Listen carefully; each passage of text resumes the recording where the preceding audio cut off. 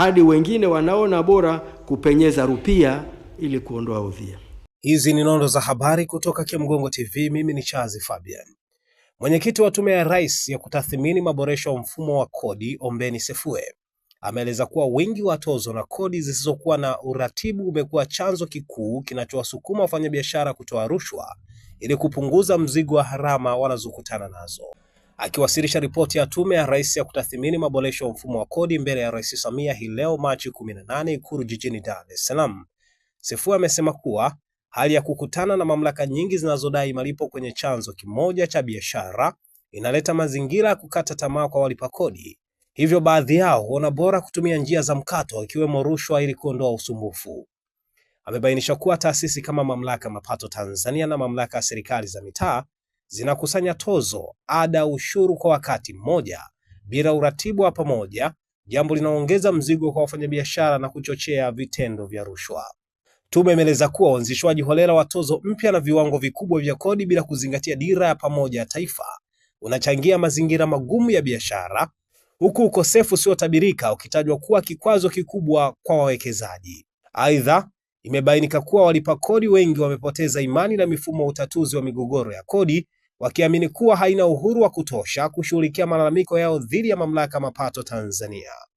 Kutokana na hali hiyo, tume imeonya kuwa mrundikano wa tozo si tu ongezeko la gharama kwa biashara, bali pia unachochea rushwa na ukwepaji kodi, na hivyo kudhoofisha juhudi za serikali za kuboresha mazingira ya uwekezaji.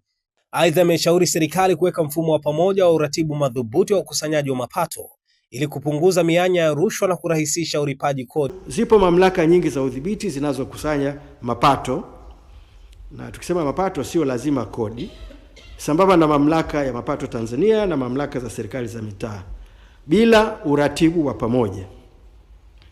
Matokeo yake wote hutoza ada, tozo, ushuru kwenye chanzo kimoja na walipa kodi wale wale, na hivyo kusababisha kero, usumbufu na gharama kubwa kwa wahusika, hadi wengine wanaona bora kupenyeza rupia ili kuondoa udhia. Wigo wa kodi na walipa kodi bado ni mdogo. Kwa hiyo wachache walio katika mfumo rasmi hubeba mzigo mkubwa wa kodi na kuacha wengine wengi wenye shughuli za kuingiza vipato walio kwenye mfumo usio rasmi. Ipo bado vikwazo vingi kwenye urasimishaji wa biashara, ikiwemo mchakato mrefu wenye gharama kubwa na usumbufu pale mtu anapotaka kurasimisha biashara yake, ikiwemo wakati mwingine kudaiwa kodi, ushuru na tozo hata kabla hajapata chochote. Pamoja na kwamba wengine waliorasimisha wanajuta, wengine wametuambia wanajuta kwa kurasimisha, lakini hakuna popote tulipoenda nchi hii wananchi wakasema hawataki kurasimisha biashara zao, wala wakasema hawataki kulipa kodi.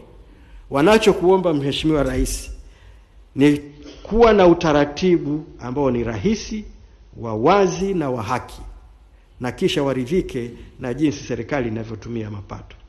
Pamoja na ongezeko kubwa tena kwa kasi la wananchi kufanya miamala mbalimbali kupitia mitandao ya kidijiti, bado matumizi ya fedha taslimu ni makubwa.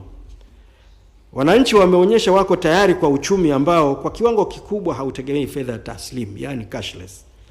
Lakini serikali inatazamiwa sasa ifanye kazi ya ziada kuweka mazingira bora na wezeshi ili kuongeza kasi ya mabadiliko hayo. Hakuna sera na sheria mahususi za kodi ambayo inatoa mwongozo wa uandaaji, maboresho na uwekezaji wa malengo endelevu ya mfumo wa kodi nchi nzima kwenye sekta zote na ngazi zote.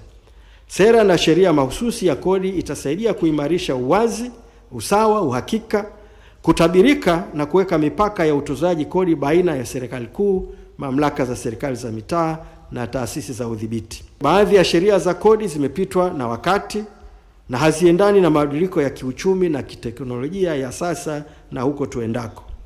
Sikiliza, unataka kujenga nyumba imara kwa bei nafuu? Karibu Kimgongo Hardware. Tunapatikana Dodoma karibu na ofisi ya kata ya Mchuka, mkabala na barabara ya lami ya kuelekea Mvumi. Sisi Kimgongo Hardware tunauza vifaa vyote vya ujenzi, kuanzia saruji, nondo, mabati, rangi hadi matofali. Matofali yetu sasa yanapatikana kwa saizi zote kama vile inchi 5, inchi 6, yakiwa katika hali ya uimara na yenye ubora kwa bei nafuu zaidi ya soko. Iko hivi, Kimgongo Hardware ndio sehemu sahihi kwa ujenzi wako wa ndoto. Wasiliana nasi kupitia simu namba 0750694276 ama 0653611722.